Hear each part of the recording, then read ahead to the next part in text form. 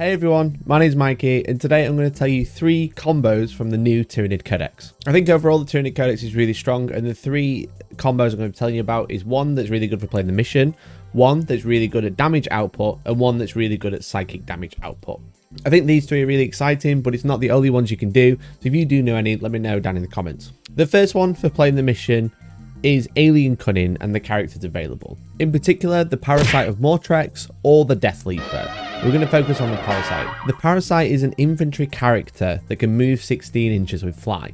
Now, in a game that's totally reliant on actions all the time, you can combine this character with Alien Cunning, the Warlord trait, which allows him to gain objectives secured, so you can grab objectives really easily. They also count as 5 models, which is essentially just a troop unit, just a whole troop unit they count as, but also means they can advance and fall back and still perform actions. And actions are really good for a lot of the secondaries in the codex, such as deploy teleport homers, raise banners, and they're also good for a lot of the mission tertiaries or the secondary mission, the secondary primary, such as a data intercept. When you combine this Warlord trait with this unit, it can advance and do all of these actions, which adds d6 to its move, but also its objective secured, and its own ability, Parasitic Infection, can turn off objective secured on opposing units. So you can be really aggressive with this unit and steal objectives away from people, or you can just move super fast and do all the actions that you need to, because actions are really important in this game right now. You can also run this unit as Kraken to use opportunistic advance to automatically advance 8 inches rather than d6, meaning it's moving 24 inches and performing actions.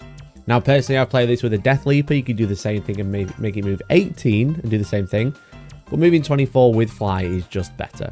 Since the Parasite has fly as well, it has access to stratagems such as Encircle the Prey, which means at the end of the turn, once it's done its job, once it's been really aggressive and scored all those points, because it has the fly keyword, you can use this stratagem to remove it from the board and bring it down next turn anywhere on the board more than 9 inches away from any models, which is a pretty good combo. The second combo I wanted to talk about is Hive Tyrants and Tyrant Guard. Now, this is being filmed after the balanced data slate, so I will be referencing the balanced data slate changes, but this combo, in my opinion, is still pretty good. The way that Tyrant Guard can make it so Hive Tyrants can't be targeted by range attacks unless they ignore Lookout Sir is really strong and can really keep your Hive Tyrants on the board for a long time. Because they are susceptible to shooting. They're pretty good in combat, they're pretty nasty in combat, but your opponent will usually want to take them down in shooting, and that's what we've got to try and avoid with this combo. So what we can take is, for example, 2 flying Hive Tyrants and a unit of Tyrant Guard. How the Hive Tyrants kitted out is totally up to you, but the way this is going to work is you're going to be able to protect your Hive Tyrants from shooting for quite a long time, if all goes to plan.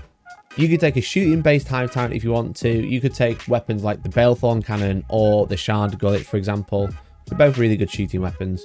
And then you could take another one with the Maw Claws of Thyrax, which makes it really, really nasty in combat. Or you could play one that's like really good in combat and totally defensive, such as the Kraken Hive Tyrant with Chameleonic Mutation, so it's -1 to hit and you can't reroll hits against it. Now, the way this is going to work is you're going to be bouncing 2 Hive Tyrants from behind the Tyrant Guard. And the Tyrant Guard have a rule where they essentially give Lookout Sir to the Hive Tyrant, which normally they can't benefit from, which means you can only shoot the Hive Tyrant if you can see it with sniper rifles. Now, if you give both winged Hive Tyrants adrenal glands, they can both move 17 inches. And what you can do is bounce in and out with each Hive Tyrant, and we're going to be using 2 stratagems to do this. Essentially, you're going to have some Tyrant Guard behind the wall, where they can't really be shot, especially with indirect fire being recently nerfed. You're going to have one of the Hive Tyrants sat behind the Tyrant Guard, so he can't be shot. And the other one is going to be in Deep Strike or in reserve, and he's going to drop in later. So the Hive Tyrant that starts on the board can move and do whatever it wants. It can go shooting, it can go fighting. As long as it doesn't die, do whatever. The second Hive Tyrant is going to come down, and it's going to make sure it can make a charge move, and after it's made a charge move and fought, it kills the units in combat with, but also the front of the base is wholly within 17 of the behind the Tyrant Guard. We're going to be using 2 stratagems, Overrun and Encircle the Prey. And due to Encircle the Prey not being able to target unit as just deep struck or come down this turn, the Hive Tyrant that started on the board, once it's finished its turn, can use Encircle the Prey to go back into reserve.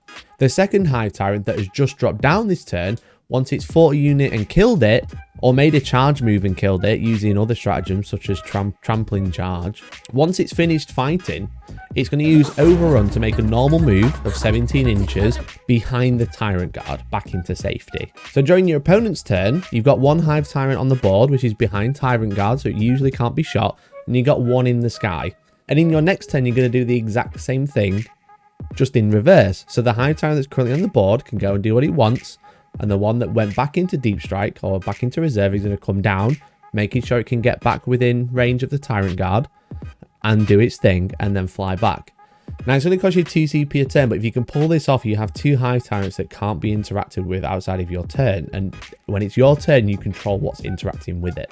And that's why I think it's a really good combo. I think it's really cool. The final combo is kind of expensive, but probably one of the most talked about combos in this book.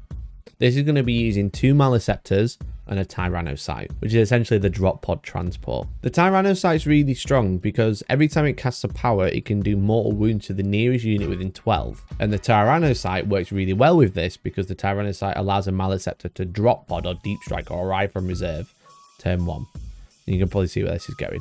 Now, not only do they have all these abilities, they also have a Synaptic Imperative. This is known as Psychic Oversight. What Psychic Oversight does, it allows all Synapse units to gain an ability where all units within 6 inches of Synapse units can advance and fall back and perform actions. They can shoot, even if they're doing an action, and also they can do a psychic action and cast powers. Now, this is a little bit of a janky one, and I imagine we're going to get an FAQ on part of this, but if you perform a psychic action with this, you can then cast your powers as normal straight after, because a psychic action is very similar to a psychic power, but it's not. What this allows a Maleceptor to do is cast a psychic action and then cast 2 powers as well, which is kind of janky. So what we're going to be doing is starting 1 Maleceptor in the Tyrannocyte and putting 1 Maleceptor on the board. We need 1 Maleceptor on the board because the Synaptic Imperative is done at the start of the battle round, and you need 1 on the board to be able to do this. So 1 Maleceptor is going to start and use the Synaptic Imperative. You can only do this for 1 turn, but it's a pretty nice combo. In our following movement phase, we're going to drop pod in the Maleceptor anywhere we like, just making sure it's within 12 inches of a unit we'd really like to do some mortal wounds to. Now, we do need all of these powers to go off, which isn't exactly the easiest thing to do, but let's, for argument's sake, let's say it's a good day, it's a good psychic phase, we get all the powers off. There's nothing stopping both Maleceptors both conducting their own datasheet psychic action known as Encephalic Diffusion, which is Warp Charge 6. And what this does is essentially the Maleceptor does an action, it gets an aura ability where range attacks targeting units within 6 of it are -1 strength. There's nothing stopping both Maleceptors conducting this action, and because of the Synaptic Imperative, Psychic Oversight, then they can cast this and still cast 2 other powers. And the reason this is important is because they have Psychic Overload as an ability. So every time they cast a power on 7 or more, they do mortal wounds to a unit within 12. And whilst they're on the full wounds, it's 3 mortal wounds per power that's cast on 7. This is within 12, and you do not need line of sight, which is pretty bonkers. As I mentioned, the Maleceptor can cast 2 powers and the psychic action as written, but also there's a stratagem for Power of the Hive Mind, so you can cast an additional power. So your forward-facing Maleceptor can cast this psychic action, you can spend a command point on this stratagem, and then cast another 3 powers. The 3 powers, they don't really matter what they are, but let's say, for example, they are Neuroparasite, Psychic Scream, and Smite. So let's say they all go off on a Warp Charge 7. Again, it's a best case scenario. Every time you cast a power, you're going to be doing 3 mortal wounds to the nearest unit within 12 without line of sight. If you cast all 4 powers, that's 12 mortal wounds. Neuroparasite has a synaptic link range or 18-inch range. You can cast this forward. You can choose a unit within 18, roll loads of dice and do up to 6 mortal wounds. You can cast Psychic Scream, which does another D3 mortal wounds, and you can cast Smite, which can do D3 or D6. This Maleceptor can do anything between 0 and 27 mortal wounds by itself.